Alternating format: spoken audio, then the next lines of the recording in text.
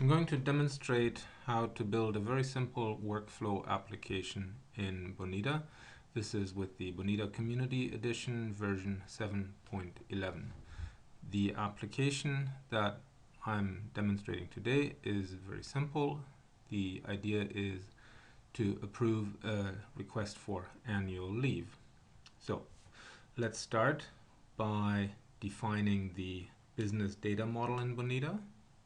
We'll select business data model, define, and we only need one business object for this application.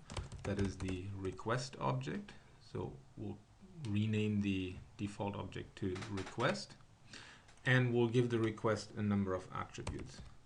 We want to have the name of the requestor in there. We want to have a description of the leave request. We'd like to have the proposed start date for the leave and the proposed end date for the leave, and we'd like to track whether the request is complete and eventually whether the request is approved. For data types, requestor and description can stay as string. The start date is obviously a date, and so is the end date.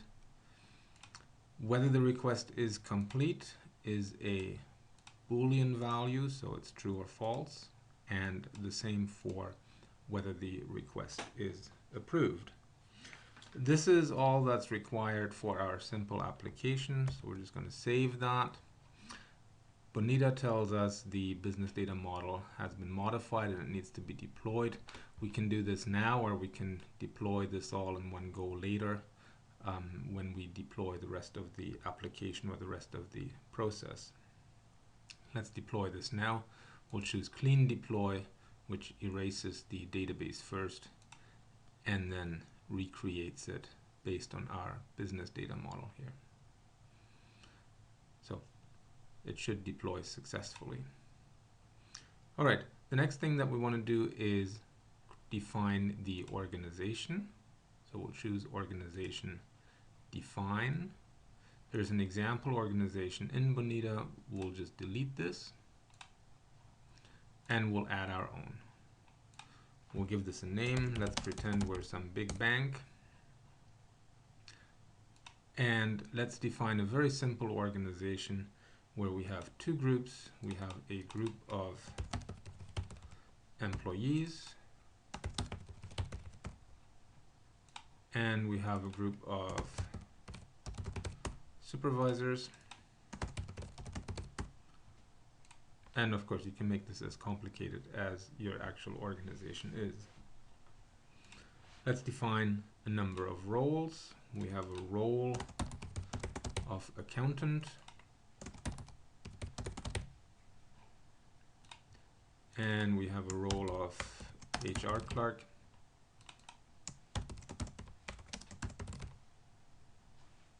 and again we'll keep this simple. Excuse me. Then we'll define a number of users.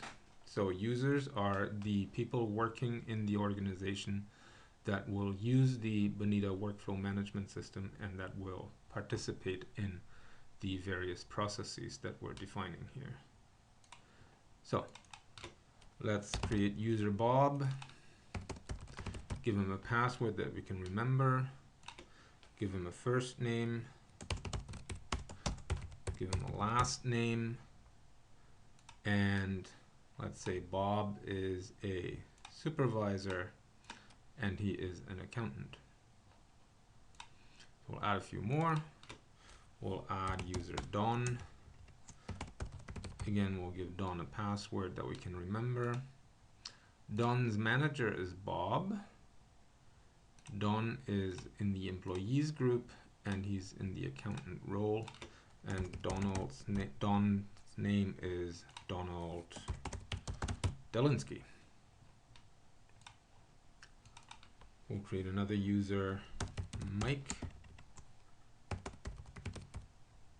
Mike is also managed by Bob. Mike is actually Michael Lamick, and he is also an employee in the accountant. Let's create a few more here so we can play around with things later. A user Jane. Jane is a supervisor in the HR clerks, and Jane is Jane Najim. Okay, another user Jill. Password we can remember. Jill is managed by Jane, and this is Jill Lilliam. She is in the employees HR clerk, and then we'll add one final one. We'll add Janet. Janet is also being managed by Jane. Janet is in the employees HR clerk. And so this should be our organization and the people that work in it. And we can simply say, oops, we should give Janet a name, Janet Tenchuk. So there, this is it for our organization and the people that work in it. And we'll say finish. And if we look at our project, we have defined the Big Bank organization here. Again, this is not yet deployed. We can deploy this organization here. Let's deploy Big Bank, and by default we'll say Bob is the default username. And again, we want to make sure that this is deployed successfully. So we've got two aspects of our application, or of our process, done already. We've got the data model and we've got the organizational model. Now I guess we'll move to what you might consider the core part. We'll create the process model. I'll make this smaller here on the side. So first of all, we rename the pool here. And what Bonita does is,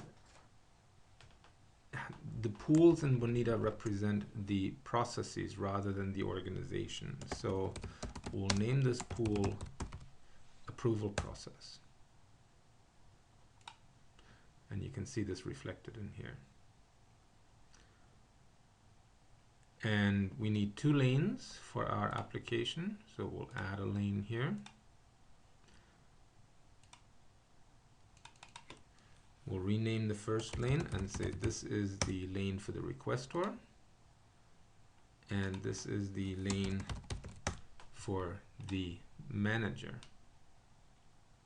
Now let's go back to the pool and let's define some actors for the pool. By default, Bonita will provide us with the employee actor, but this is for the Acme organization, which we've just deleted. So let's delete this actor and let's create our own. We'll create a requestor actor, and we'll create a manager actor. And the person initiating this approval process is, of course, the requestor. So we'll set the requestor as initiator. That's the person that starts the process. That's the person that wants to have a leave request approved. So let's select the requestor lane, and we'll select an actor. This is now the requestor. And for the manager lane, we'll select the manager actor here. Okay, and then we can start working on our process model. So the process starts here, and the first step done by the requestor is initiate a request. So the idea is here the requestor will provide all the information of the request when he or she wants to go on leave, etc. And we'll make sure this is a human task here. Human tasks are those done on the workflow management system. So we will create a user interface form later where that person can fill in the request details. From here, we'll model a gateway, and we'll go into the next task that is done by the manager.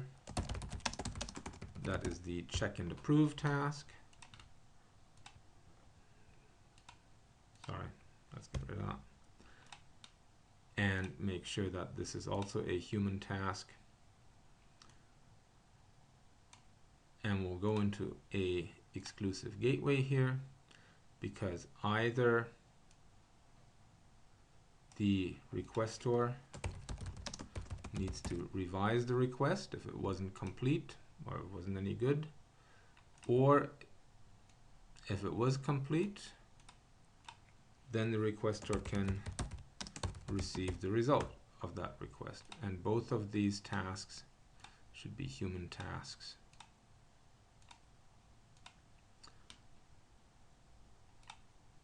And once the results are received, the process comes to an end. We'll use the end event here. After the request is revised, it gets checked and approved by the manager again. So this is a very simple process model. We're going to save this, and we're going to save this, give it this name, approval process, and we're done with this. Okay, the next step in our process definition are to define the data or information that is in the process and that flows through the process and that goes into and comes out of each of these activities here. For this, Bonita does not use the usual BPMN notation for data objects and data stores.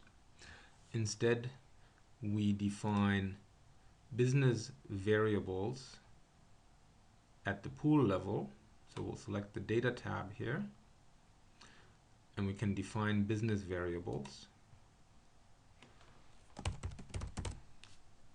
We'll define one that's called request, and that is of this request type that we defined earlier in our business data model. Business variables are those that are persistent through the process. So these get saved and are stored in a big database even after a case or a process instance has finished. And that's really all that we need to do here. All the information that is required is in this request variable or this request object.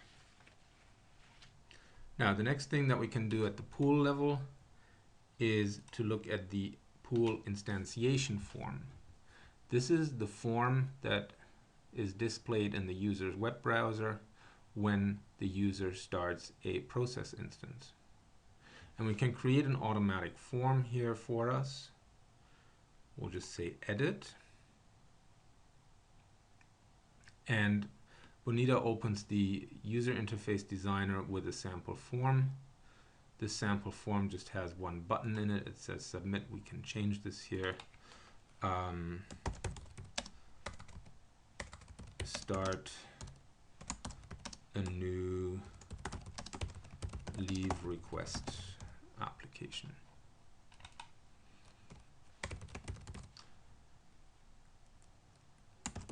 And we'll give this form a name, request process instantiation form. And we'll save that. And we can close this and return to Bonita Studio.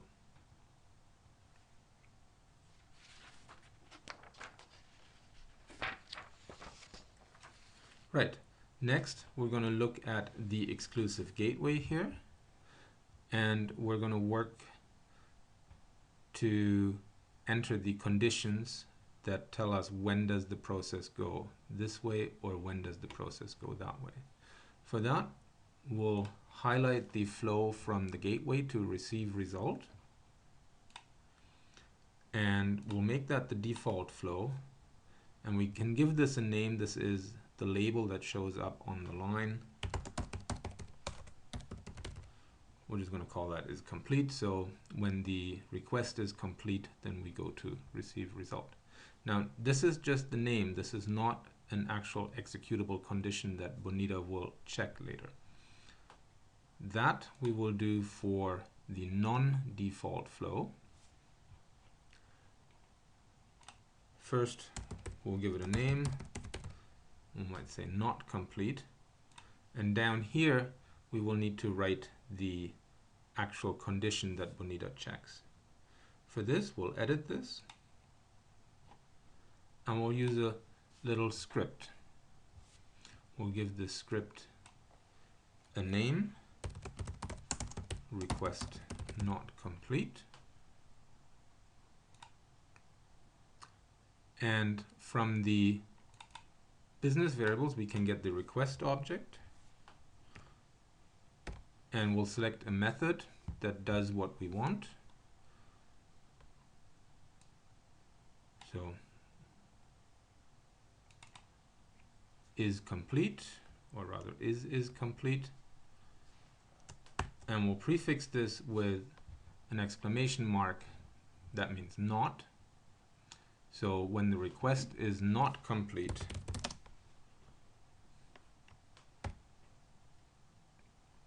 then this little script returns true.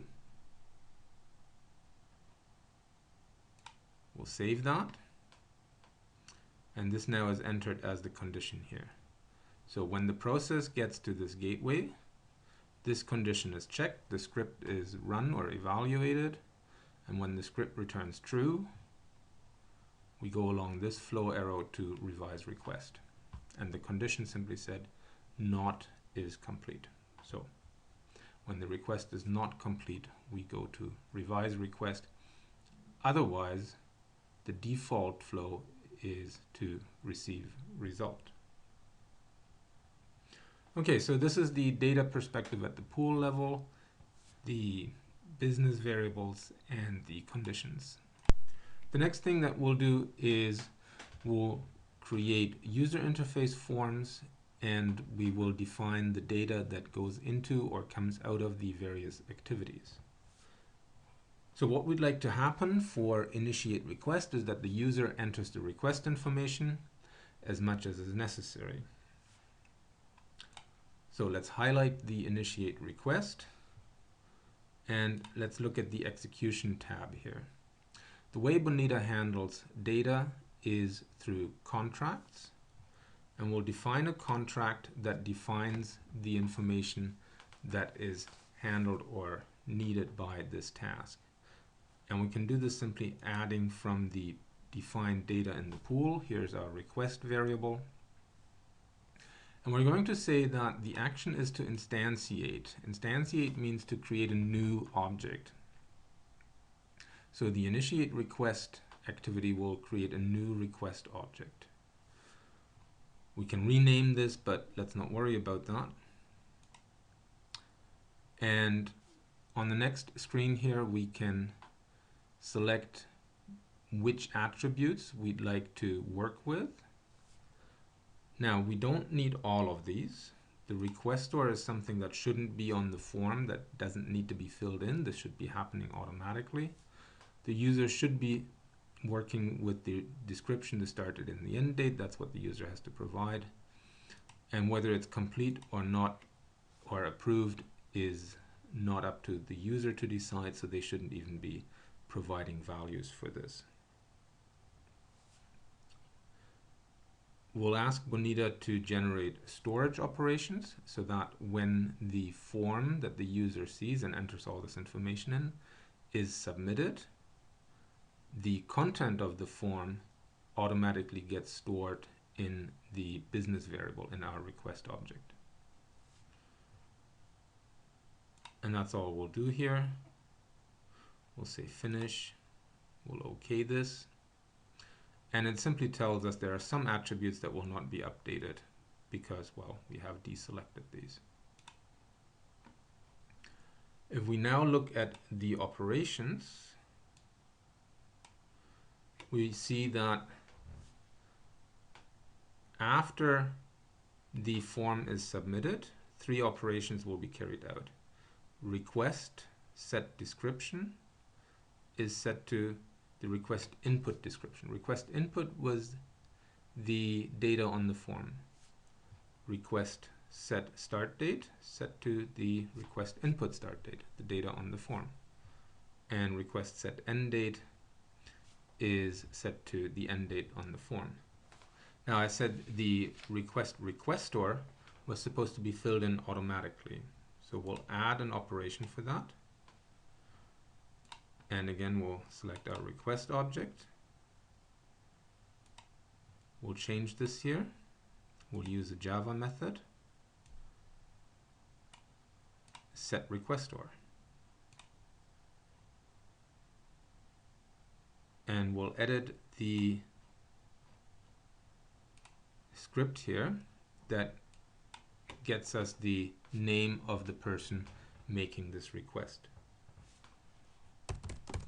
So let's name this script get requestor. And this is slightly more complicated. You can copy and paste this from the accompanying document, but I'll just go through this step by step. First, we'll create a variable initiator ID that gets us the user number of the user that initiates this request. Bonita provides a Java class called API accessor,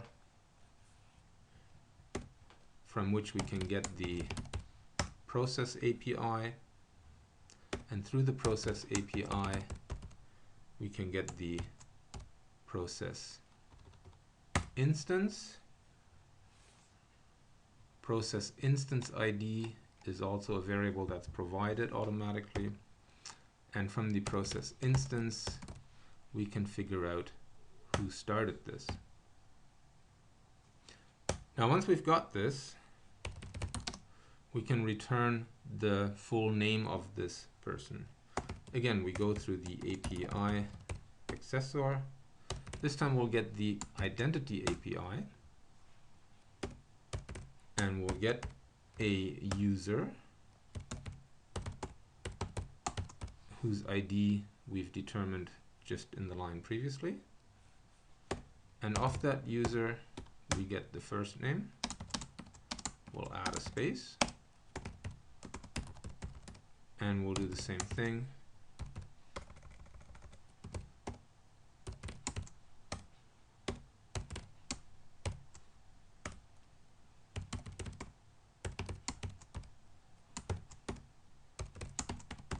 for the last name. So it is relatively simple, but only once you know how to get all this information out of the various APIs that Bonita provides. So in the first step, we get the user number of the user starting the process, and then with that user number, we get the user's first name and the user's last name.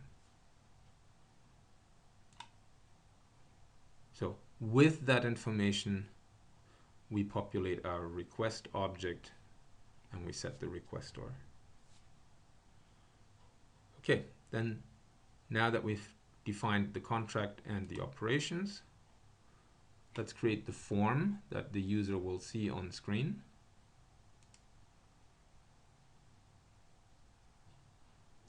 We'll give this form a name. Initiate request form. And you can see that based on the information that we've defined for the contract, Bonita has already created a form for us. We can make changes here. For example, we can say this is an annual leave request, and we can say request submit for approval here, just to show you that these things are relatively easy to change. Okay, we're going to save this, and we're going to return to Bonita Studio.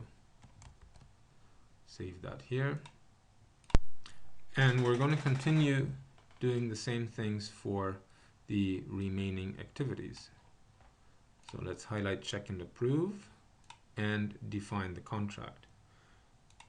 We'll add the contract from data here. We'll use the request object. This time we're going to edit it. We're not going to create a new request. we're going to edit the existing request. And we're going to be working with all the elements of the request, with all the attributes of the request. And we will auto-generate storage options or storage operations here so that we don't need to do this manually.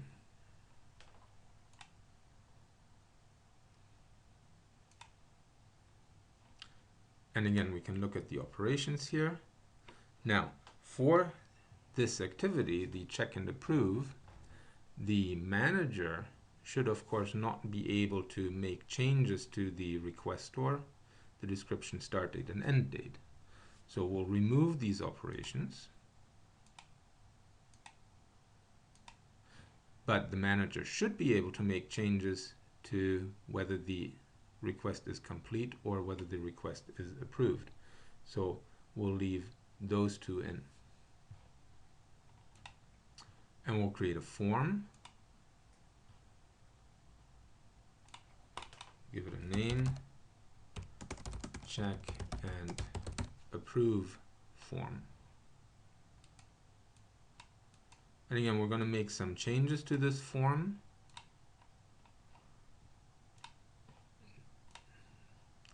We're going to relabel a few things. This was an annual leave request.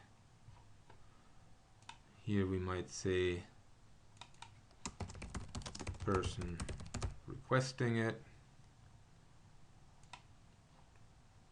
And we didn't want the manager to make changes to this information. So we're going to set this to read only here. Manager shouldn't make changes here, or here, or here. Manager can make changes here and here. And we can relabel this button to submit decision.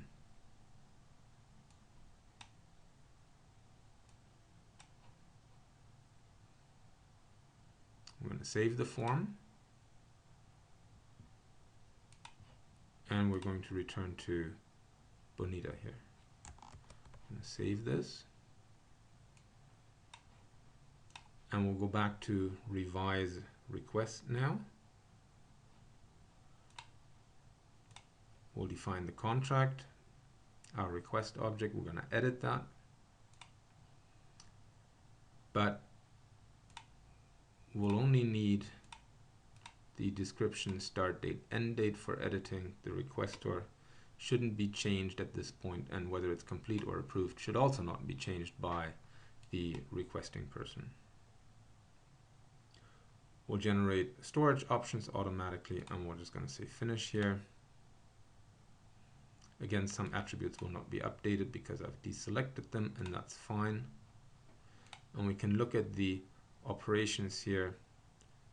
All that happens is the request description start date and end date are set based on what information the user provides in the form. Speaking of the form, let's create this form. And here it's asking me, do I need read-only widgets related to other contract inputs on the form? We're just going to say yes for now. We can always delete elements from the form. So the read-only elements that Bonita has created are these here. Now, if you really don't want them, the requestor should be obvious. It's the person performing this task. We can just delete them. We'll delete this one and this one too. Submit revisions.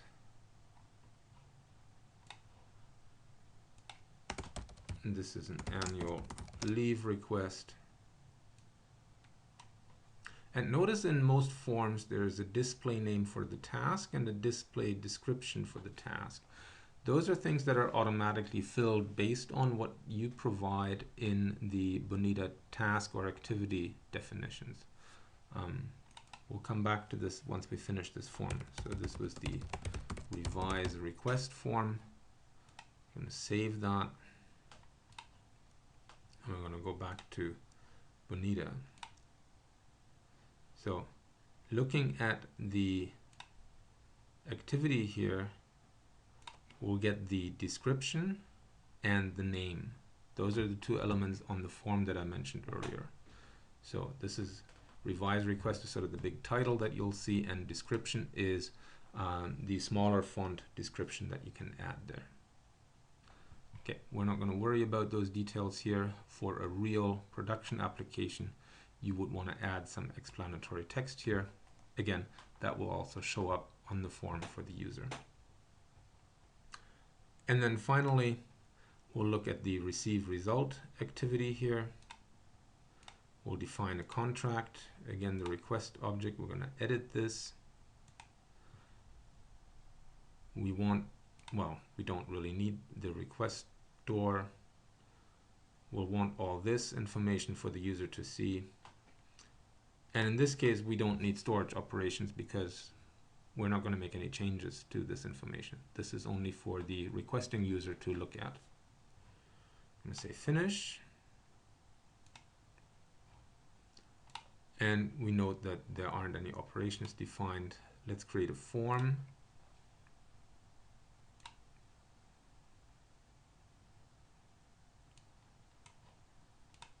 And we can remove this, and we'll make these elements read only. The user should not be making changes here.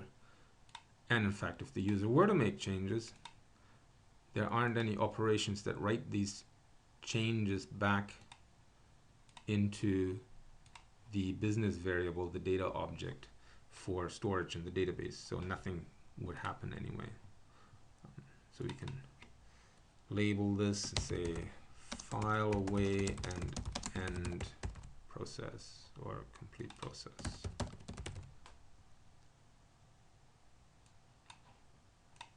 And this was our annual leave request. And again, these are the two variables that I spoke of earlier that you've seen in the activity or task definition in Bonita. So this is the receive result form. We'll save this. I'm going to go back to the Bonita Studio. Save it. And we can quickly look at the validation or validity of our model. Let's look at validation status here. You might need to refresh this. And there's only one warning here that says there is no overview page for the approval process. And for now, that's fine. Again, in a real production environment, you would want to provide its own form. Now, there's one more thing that we need to do about the actors of these different activities, because we'd like the revise request activity to be done by the same person that has done the initiate request activity. We don't want somebody else to update or make changes to that request. And the same for the receive result. And in fact, when we look at the check and approve activity, we'd like that to be done by the manager of the requestor. So we'll need to find the right person to do this. So for that, Bonita provides the idea of actor filters. So we'll select the activity or the task here, and we'll select the actors tab here, and we can select an actor filter. So initiate request, the activity should be done by the initiator of the process. So when somebody says, I want to create a leave request process, that's the person who should also be filling in that form to initiate the request. Okay, next, give this a name. Initiate request filter. And we'd like to automatically assign the task to that person so that they don't need to manually select it. Either is possible, depends on how you want to play your process. So let's finish. For check and approve, we'll set an actor filter. we'll again look at the process. And this is the manager of the person starting the process. So check and approve filter. And again, we'll assign this task automatically. The revise request task.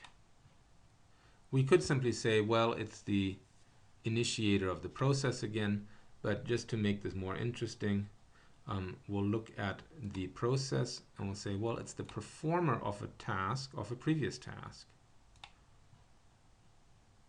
And let's name the filter, revise request filter. Now, the name of which previous task? Well, the actor for revise request is the user who performed initiate request.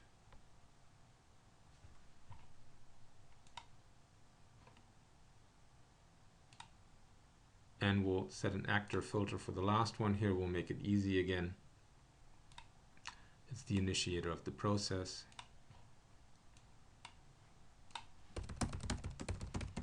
Receive result filter. And we'll automatically assign this. Save this. So this on the BPMN or model side defines our actors. But so far, they're not linked to any of the actual people or roles or groups that we've defined for the organization. So let's do that next. We'll select the process or the entire pool here, and we configure this. And in the configuration, we can map the actors. So these are the two actors in our pool or in our process on the model side. And we'd like to map them to something in our big bank organization. We'd like to say, well, the requestor should be people in the employees group. And the manager actor should be people in the supervisors group. And you can make this as specific or as elaborate as you'd like. You can assign specific users to actors in BPMN, or you can use the roles to do this as well. But we'll keep it simple and say the requestor must be from the group of employees and the manager must be from the group of supervisors. We'll authenticate this, so the authenticated user, let's just say Bob for by default here. And we'll finish the mapping. And as the last step, we will take all that we have defined, the organization, the data model, the process, all the different forms, and we will deploy all that to our workflow management system. So we'll select everything here. The default username, we'll just leave it in there for now. Again, we can clean or erase the BDM database before deployment. We don't need to do this in our particular case. And it's always good to say validate before deploy.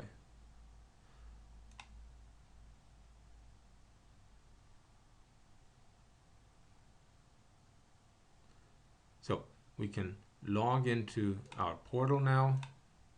This is the user's perspective on the workflow management system. And we will log in as a regular user. By default, we'll be logged in as Bob. So this is what Bob sees when Bob logs into his workflow management system. I'll show you around a little bit. There are three main tabs here. The Tasks tab show all the tasks that have been assigned for Bob to do. Bob doesn't have anything to do right now. Cases are the active process instances that are running. There are open cases, and the completed ones you'll find here in archived cases. Right now, there are no active cases or open cases. Processes are the processes that Bob can start or can initiate. Now, Bob is a supervisor, And supervisors are mapped to the manager actor, and the manager actor is not the initiating actor in our application. So Bob can actually not launch or start that process. So let's log out and let's pretend to be Don. Don logs into his workflow management system, same one obviously, has nothing to do, there's no active cases, but Don can start the approval process.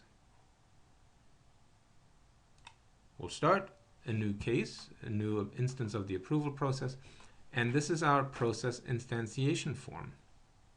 Remember that form only had a single button, start a new leave request application. Right, so we'll do that. And it tells us one case has been started, or case 1 has been started. And if we look at cases now, there is one active case. Let's look at the task that Don has to do. Don has to initiate the request for the approval process. And this is the form that we have defined in the user interface designer. It says annual leave request, vacation in Gander. And Don wants to leave day after tomorrow and come back a week later. Now this task was automatically assigned to Don because that's what we specified in the actor filter. We said assign automatically. That's why Don doesn't have to fish this task out of some list or has to accept it. It's been automatically assigned. So now we can submit the request for approval. Tells us form submitted. The next task is now selected. But there's nothing more for Don to do. Let's look at the cases. Here's the active case. It was started by Don Dolinsky. We can look at some details here. This is version 1 of the process. Started on, started by, last updated. These are the done tasks. Initiate request was performed, etc., etc. These are comments that the system adds. So a minute ago, the task initiate request had been assigned to Don. 20 seconds ago, after we pressed submit on the form, the task check and approve is assigned to Bob. So Don knows exactly where this process is. Now, if we pretend to be Bob,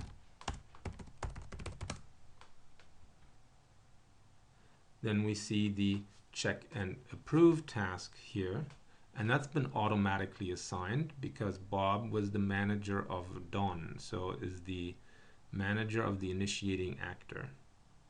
So this went to Bob and not Jane. Remember that Jane was also in the group of supervisors, but Jane is not the manager of Don. Bob is. Bob sees all this information here.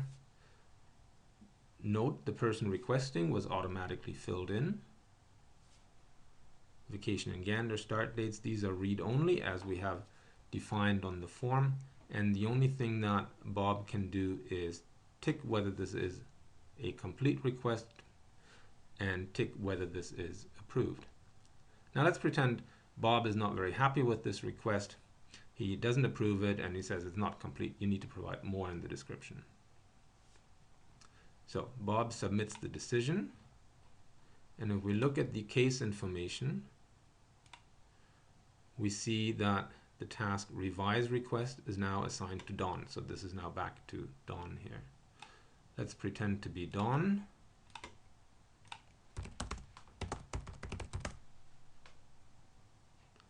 Don gets to revise this request. Vacation in Gander with Bob to go fishing.